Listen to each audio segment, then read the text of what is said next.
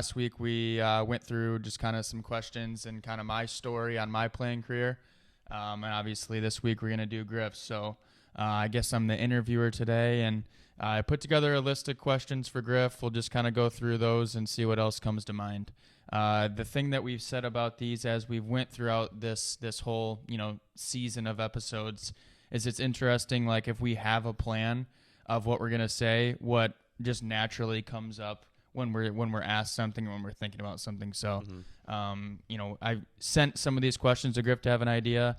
Some of them are just going to be totally on the spot. So we'll see what kind of come to his mind. Looking forward to it. So first question, just basics. What's the earliest memories of being interested in hockey and just starting to play hockey?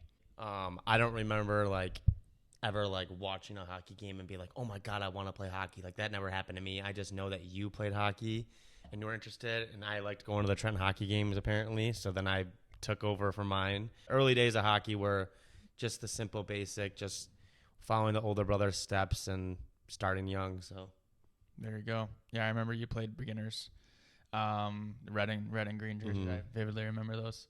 And then beyond, the first part of getting started, obviously just touch a little bit on beginners. Anything stick out for you from mini mites, squirts, kind of those early years of getting started with all of that? Not a ton. I remember. So there was in Downriver we have a couple teams. We have the Trenton Hockey Association that was coached by Kurt Montroy, and then we had my dad who wanted to coach, and the Trenton team was already with Kurt, and so they're not going to just give it away. So they kept Kurt, and my dad wanted to coach, so we went over to Grosjean organization, and I remember those first few years were tough. I remember the first season.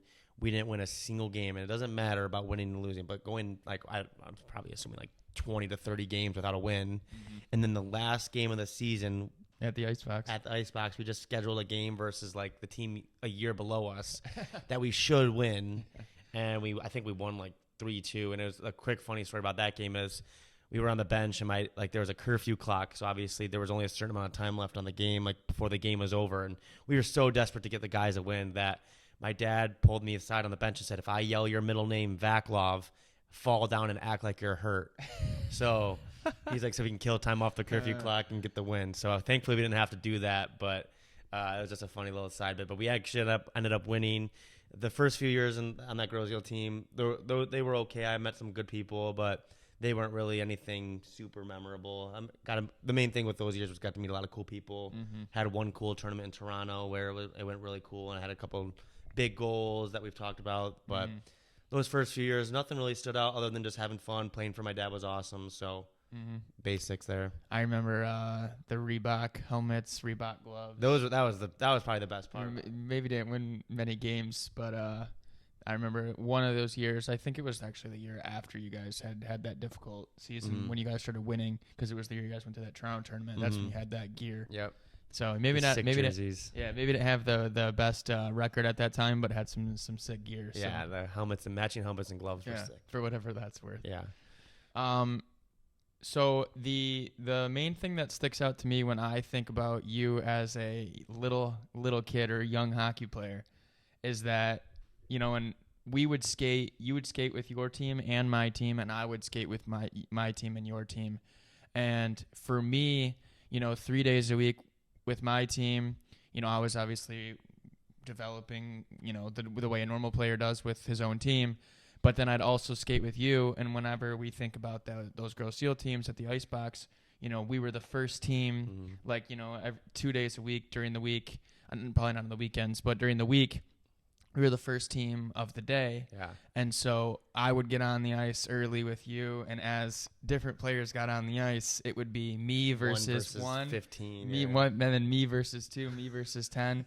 And before you know it, the coaches were on the ice, and then it was me and the coaches versus all the players. I feel like we did that every practice for a full year, which for me, I think, and obviously you can't say exactly where certain skills come from, but for me, I think that's part of why I developed the vision I had in my hands and my ability to just kind of see the ice, because I was going against 15 kids. Seriously, yeah. And for you would skate with my team that was older, and I'll tell you what I think it did for you, but give your thoughts Yeah. on all that and Coach Bob's rule that he had for you. Yeah, so I think I see where you're going with this, and I think you're exactly right. It kind of developed us into the players we are. But so Andrew's team, he would, like he said, he would practice a couple times a week, and I would go out there, and Coach Bob, the legendary Coach Bob, would let me go out there and skate.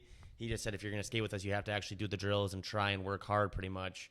You couldn't just go out there with your helmet, gloves, and sticks and stand in the corner. Yeah, I'm not being that little sibling who's just doing it out there. I honestly kind of wanted to be a part of the team, especially because my team wasn't having the most success, and Thunder was the coolest thing ever. So I was like, I'll just be a part of the team. So I loved going out to those practices. I would battle. I would work. All your teammates, you who had your little brother out there, never gave an issue about it at all, which was awesome. All your teammates brought me in and was cool. Like, I wasn't the punching bag. Like, I wasn't trying to have a big, loud mouth in the room. Like, I don't have memories of that, but I feel like I just kind of fit in, and it was cool. Yeah.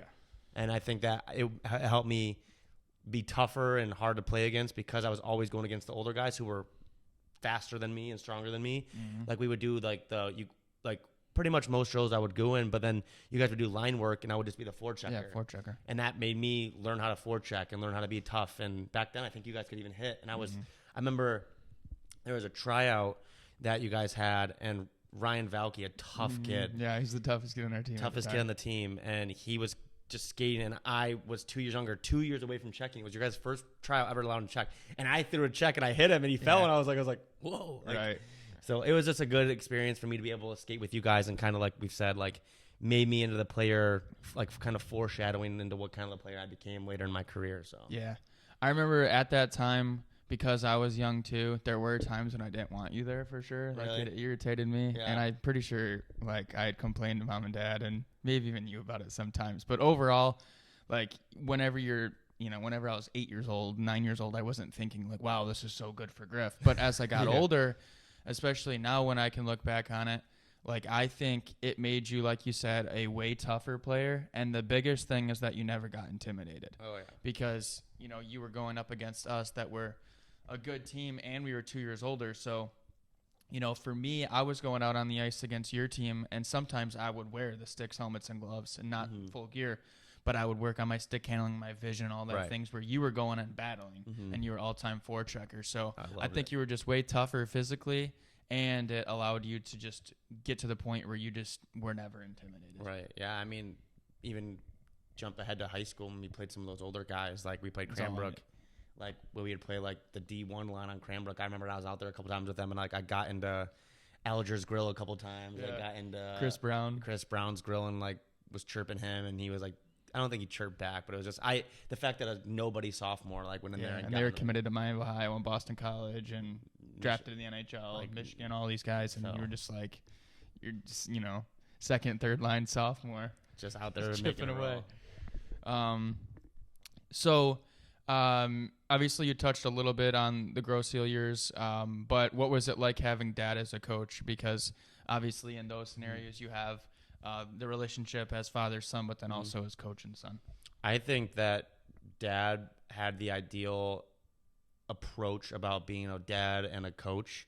Obviously I don't know like from an outside point of view, but I don't really think there was a lot of favoritism. And if there was, humbly, like I was one of the better players on that team. We weren't the strongest team, and my standard was a little higher. So like, I don't think that if there was any favoritism, I don't think anyone was really ever arguing it. But I think dad did an awesome job of having the balance of on the rink. He wouldn't be softer on me than the other players, but he wouldn't be like overly hard. Like Right. I was at a party the other day, and someone was telling me how their dad ruined the game for me, like as their coach. And I'm like, I never had that. Like my dad was just an awesome coach for us. And like not the biggest hockey mind of all time, but really taught us, like we've talked about in the past, how to love the game, how to respect the game, and how to just work hard and have that mentality. So when we were at the rink, it was all, and he said it a million times. I know you're watching, Dad. You said it a million times. When I'm at the rink, I'm coach. The minute we're off that ice, I'm dad again. And I think he did a great job. I think I did a great job following that. And I honestly don't have a single memory of there being a conflict of any of that. Like it was really cool to play for him. And I'm sure that there was times where it was tough because the Trenton team was good, and my dad wanted to coach. I mean, our dad wanted to coach, and he's like, "Let's go to this girls' Eel team." But it was awesome. I have no regrets. I'm sure he has no regrets, as he shouldn't. So it was a great process of playing for him and everything. So Yeah, I agree. From my outside opinion, and I was around it, obviously, I don't think there was any ever favoritism. And I mean, you were the best player probably on that team the whole time. So, right. And then the other thing with Dad is, like you said, he taught us how to behave and act the right way and respect and love the game, like I've touched on in the past. But he also, like, you guys had really good assistant coaches who knew the game more than Dad did, because he doesn't claim to be, like a hockey genius or even like pride himself in being like a hockey systems guy at all. Yeah. But he had some really good assistant coaches that helped. I think they were just a bunch of good people. Ultimately, you ended up going from Grosse Seal to Trenton at that one point. So what was that process and how did that all work? That 6th grade year, I think I kind of that was kind of more my weaker year. I was kind of like trying to adjust to this new area. The 7th grade year was when we were really good. I think I was kind of maybe middle of the pack, a little bit higher in the middle of the pack. And then the 3rd year is when I kind of took that step forward, where it was like, okay, like I'm following Andrew's steps, where Andrew was a very high-end player on other teams he was, and I kind of was like, okay, like I'm doing this too, like I can do this too. Not me versus you, but just in the sense where like, okay, like I'm not going to be that little brother who was bad. So those years were all really fun. Coach Kurt, rest in peace, he was awesome. Gave me nothing but love and respect from day one when I was a rival on Grosse Ile to when he coached me. Like, he was the man. Like, those years were just a lot of fun. Like, I look back on, again, we weren't the best team. That second year when we lost to the team who went on to win states twice, and those years sucked because we were right there. And again, we weren't the best team ever in those Trenton middle school years, but I think we just had a lot of fun. It was great for my development. Those teams continue getting better every year too. I remember. We just had a lot of fun, and I think that I learned a lot. Like, again, just surrounded myself with great people, and it was just, those years were a lot of fun, I think. Okay, so you said, if we compare our careers, I went Trenton, AAA to Little Caesars, back to Trenton, and then Trenton High School, and then I played juniors at Metro. So I played for, 4 teams? You played on a handful of teams as well, but the thing that you did that I never did was you went from a Tier 2 program here to a Tier 2 program in a completely new environment at CompuWare. So you were with new teammates, new coaches, new rink, new jerseys, like everything was new. So touch on that and what that experience did to you to help you get prepared for high school hockey. So we were sitting there. I'll never forget. I was playing Xbox after our school in 8th grade one time. Our mom called us, and she said, "Hey, like, I'm on this website that has like listings for tryouts and stuff." And she goes, "Andrew's coach that coached him when he was on the Thunder team, Scott Peffer, is going to be an assistant coach on this CompuWare team." So I went to that team's practice. I got to meet a couple of the guys, Ryan Mikowski, Zach Shapiro, Brennan Chan. Loved all 3 of them. Literally from day one, loved them all. And then I went to the tryouts, and it's funny because the reason I actually went to that team was for Scott Peffer, and he never actually came. He just got listed there. I feel like that was God saying, "Hey, go, like, this is your way to go to this team." That year was so fun. I give my mom and dad lots of credit. They drove me out there a lot. I mean, especially like just after high school, I would go home. My mom, we had a routine of going. She'd get me pizza after practice, put it on my lap when we would drive home. That's the real reason she was okay with you playing there. Exactly. What was it? CJ's Pizza. Yeah, I would get it all the time. But that year was really fun. I love all my teammates from that year. I love my coach from that year. That year was a whole new experience, like you said, but a lot of fun. Freshman year, you started playing with the varsity team in the spring, and obviously we touched on that, plenty of times, just as far as like that team we knew was going to be, the team. So before we go into all the details, I'll ask you one question. In the spring, your first game ever, this was not a winter game, this was a spring game, but how did that game go? Well, I'm not really much of a goal scorer. I have the worst shot ever, but I scored 5 goals in my first 5 shifts, apparently. I mean, we weren't playing a good team, but 5 goals in your first 5 shifts as a high school player, spring or not, it was still pretty cool. So yeah, that was sick. So you played spring, you played summer, played fall, and then obviously ended up making the winter team when it all matters. So similar to me, like, we waited our whole lives for that. Like, what was that moment like when you found out you made it, and just knowing that you were finally going to be on that team with all those players that you had been around with, my team growing up and the 97s and all those kids? I had my confidence throughout because of the Computer year, because of the Trent 98 last year, and then because of the spring, summer, and fall. I feel like I fit in really well.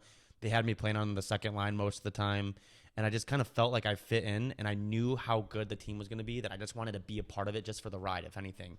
Like in the moment, obviously, I was like, I want to be a second line player, third line player. I want to make an impact, but I just wanted to be a part of the ride. So to actually make the team was such a relief, obviously, because I'm like obviously, like what if I was that weak little brother who never got to be a part of it, right? Or I was just the add-on. And like, I think the main thing is that a lot of the people in my grade, I remember hearing words like, you're only gonna make it because of your last name and stuff, like whatever. So like, because Andrew's the captain, like you're not gonna cut your little brother. And I was like, screw that. Like, no, like I'm making an impact. And I was 7th on the team in points, and like I made an impact. And I feel like anyone can say, no one can say like, hey, you made the team because of your brother. And I think that making the team was a relief. But after the first couple months where I'm like, I made my mark and I proved who I was, that was when I was like, okay, I did it. Like, Right. Like making the team was really special, but I think that to actually have a consistent role was, especially on that roster, that's when it was like a major relief. Like I have lots of cool memories of that year of like obviously the team success. My first 2 high school goals were against CC, easy tapping goals, but like it was screw you CC, and it was so cool because you scored 2 goals against CC your sophomore year too. Yeah, 1 in each game. So it was nice that I not a comparison, but I was like I want to score 2 goals against CC, and it was nice. So yeah, that whole year was special. We obviously had a lot of team success, and I felt like I was actually a part of the team. I wasn't just the younger brother. I think I kind of made my name like for myself, which was really cool. So anything else stick out from the sophomore year, junior year, or senior year that Trenton? Any specific games or, obviously you were named captain your senior year, which was a big thing for you, but any specific games stand out? Off the top of my head, Cranbrook home opener. Cranbrook home opener. That was arguably the best game. That might have been one of the best games. Besides my last game ever, that was probably the best game I ever played in. So the first goal of the game, I make a sick backhand pass, and I'm the first one to make fun of myself. I make a sick backhand pass. We score. Second goal, I block a shot, pass up to Parker Dukas, who makes an unreal shot. Third goal, we get a late one, and then the fourth one, I get the overtime winner. That was one of the nicest goals of your life, probably. I caught it on my backhand. We're in overtime. We win the faceoff, get it deep. I go in, I catch it on my backhand. All alone in the slot. The defenseman missed me because I curled up behind everyone. No one saw me. Caught it my backhand, put it to my forehand, put it top shelf. Oh, it was awesome. And I was like, wow, like we actually just beat Cranbrook at home, which is something we hadn't done in a while. So that was awesome. Yeah. Did you guys beat them junior year? Nope. So it would have been, I don't know, maybe my sophomore year. I don't know if we beat them my sophomore year at home. No, either way, guys lost in overtime. Yeah, either way, it's probably like 4 or 5 years before that. And those were really good Cranbrook teams. Oh yeah. When you scored that goal, I was standing next to our cousin Michael Gorno, and I picked him up because I was so pumped with the energy. I was right behind the net with him. I picked him up, and somehow I don't know if I tripped or if my adrenaline just gave up on him, whatever. But I dropped him, and then I had to pick him up. I had to help him get up off the ground. So we were just amped. But no, my high school career, I was very lucky. I was on some great teams, some great teammates, some great coaches throughout the time. It was a lot of fun. So couple things with that are like as far as the Metro Jets. So, throughout your whole life, you played for, we went through all these different teams and whatever. But then when you went to juniors, that's obviously a major step up in the speed, the size, the strength, everything. And you're in a new team, new teammates, the whole thing. So, what was it like finding your role in that new environment? So when I look back at my career, obviously maybe a little recency bias because Metro is the most recent one, but I look at my Metro years as my defining of my hockey career. When I talk about finding my role my first year, I didn't know what it was going to be. Again, I told you my senior year I was kind of finding my defensive side of the puck, and I was like, okay, let's do this. Let's start having good sides on both the puck. Let's be good in my defensive zone that'll lead to the offense. Obviously, I had you as a benefit who was taught by Q 2 years earlier, screen the goalie, block shots. And I was like, I think that's more my skill. If I want to survive in junior hockey, I'm not going to get a million points.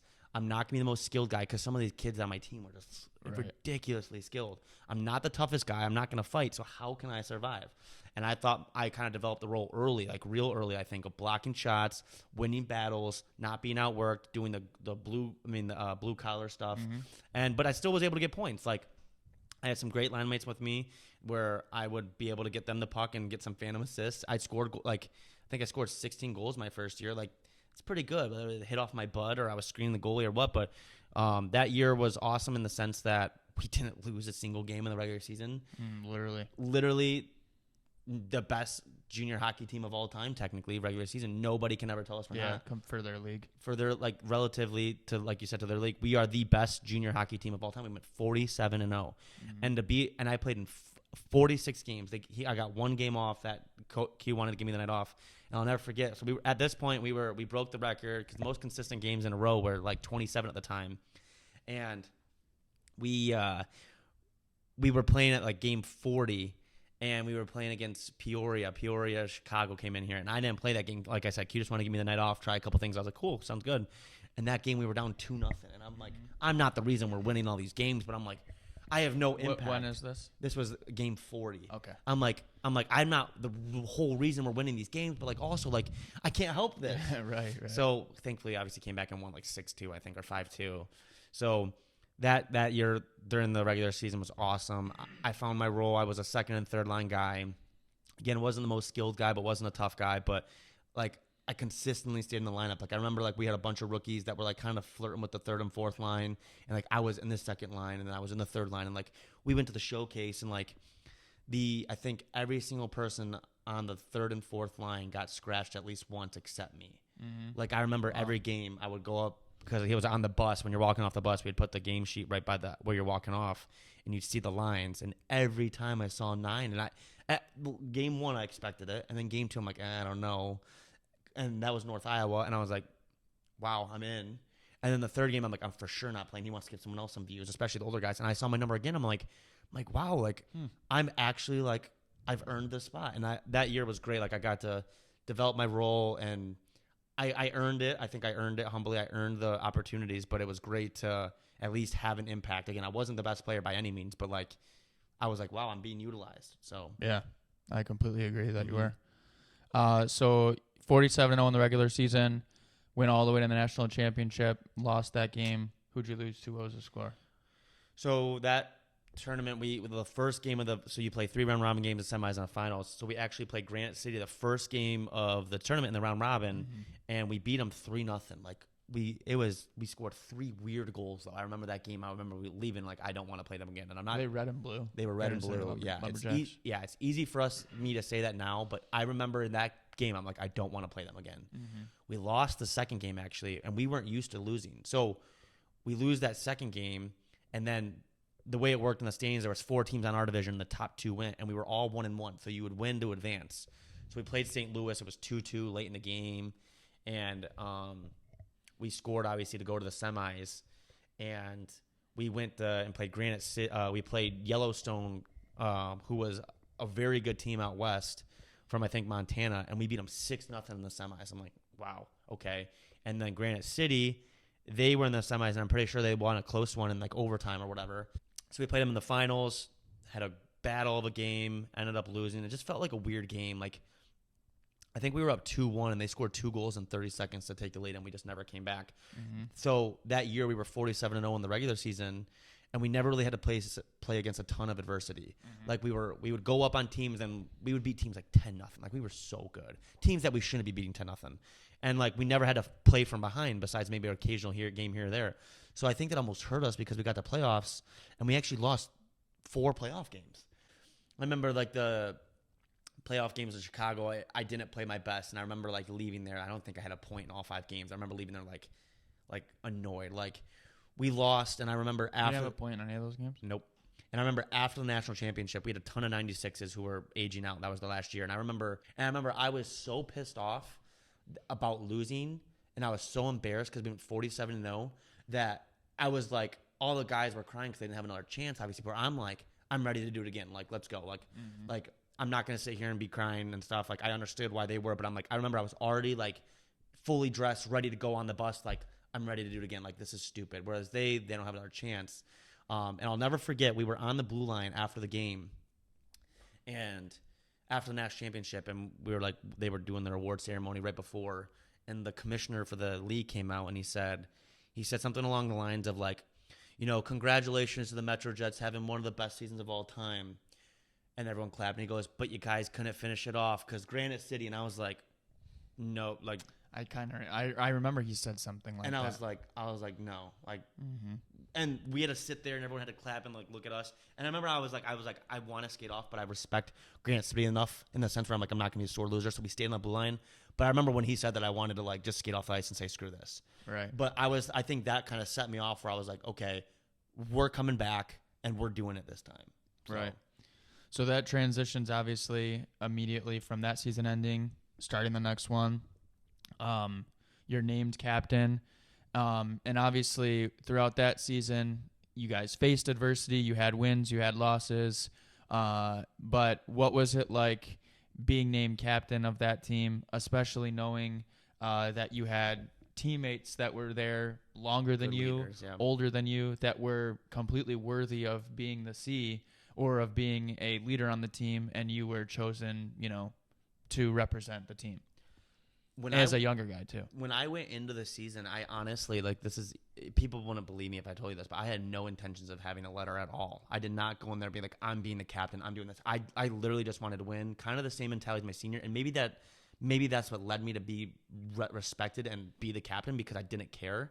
Obviously, when I got named, it was like a thrill, and I was like, oh my gosh, like, what an honor. But like, so I remember at training camp that second year, I was like, I'm making sure everyone feels included. I'm making sure everyone's comfortable. So I went around and said hi to everyone, and I guess that just kind of gave everyone a good first impression.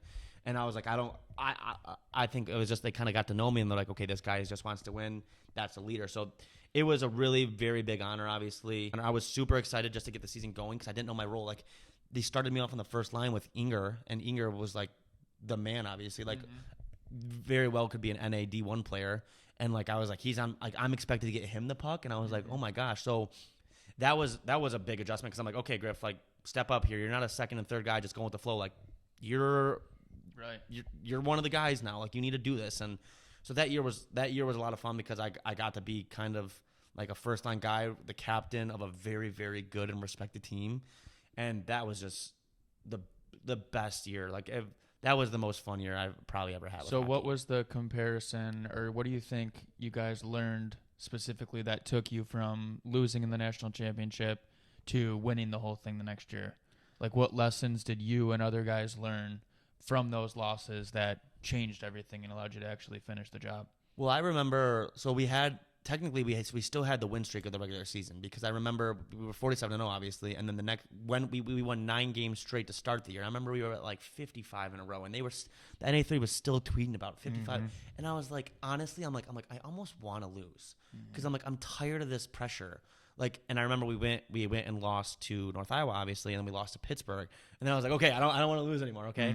But we learned a ton, because I think we got very humbled that, because we were 47-0. We thought we could walk over anyone. And then once we lost, it was like, okay, let's get back to playing hockey. We had to win games that year where we were down 2 goals. We had to come back and battle. We had to hold on to a 1-0 lead one time, which was insane. We had to play through every way, which was great, because we got put through every challenge. And then by the time we got to playoffs, we faced adversity, but we knew how to deal with it. And I remember by the time we got to playoffs, like, there was no one stopping us. Like literally, like, we were on fire. Like, the first game of playoffs, we were in Southern Tier on a Thursday.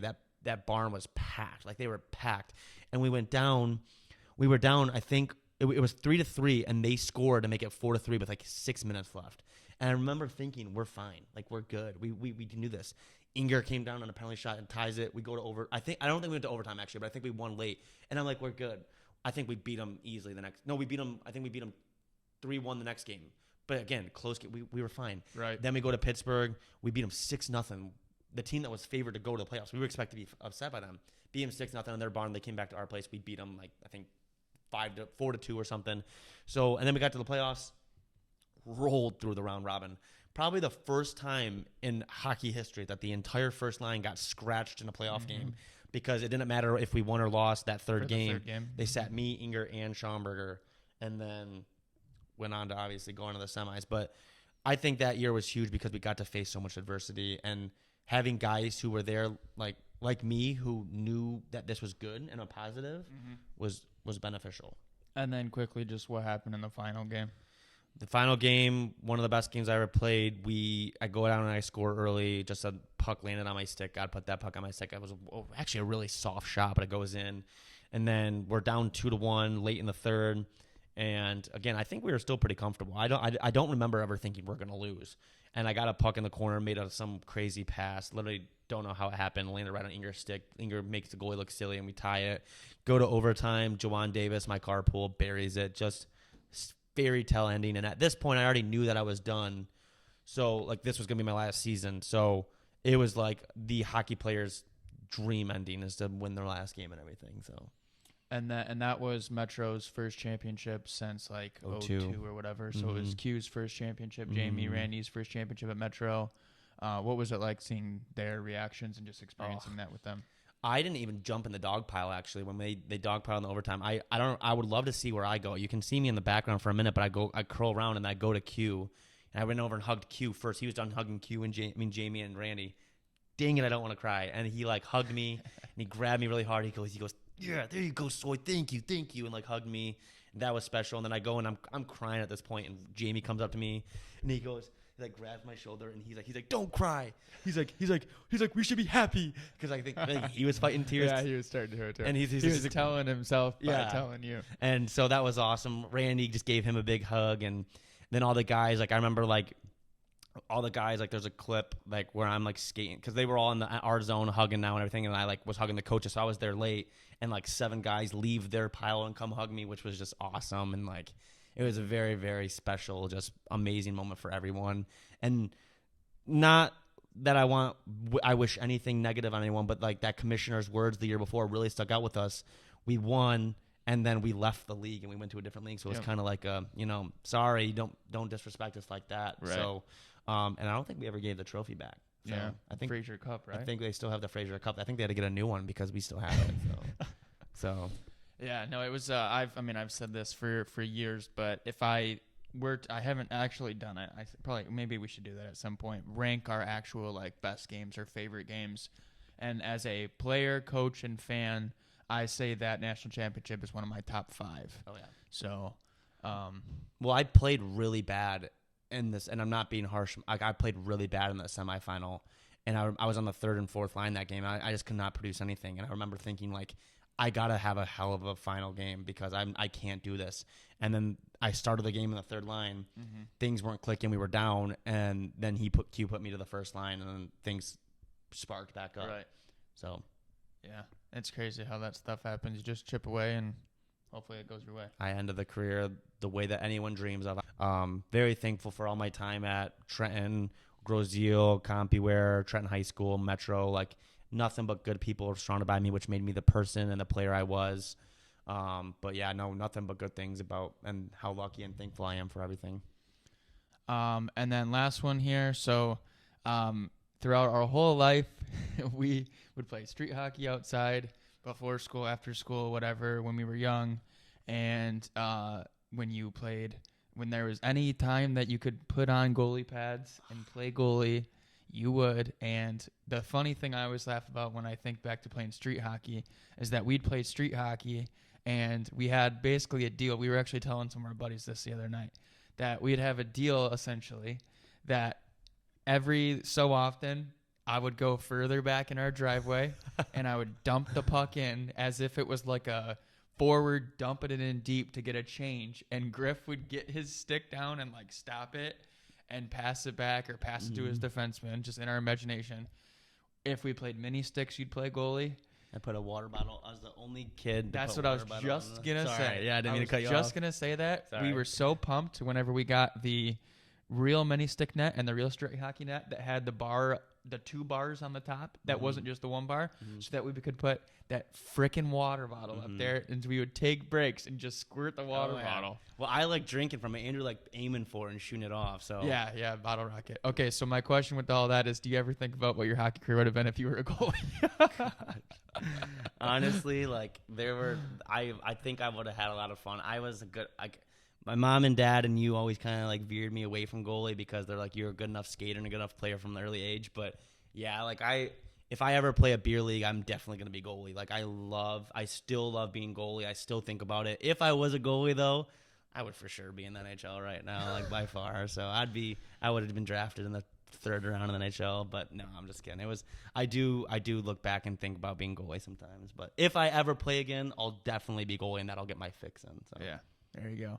Well, that's all I have. Any last shout outs or stories that came to mind? No, everything was great.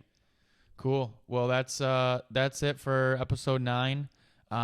We'll be posting something about episode 10. We're going to be doing some type of like question and answer debates. Like, I don't know, we've got a whole bunch of ideas for it. So, we'll be, asking for feedback and ideas for that episode coming up, and then, we'll go from there.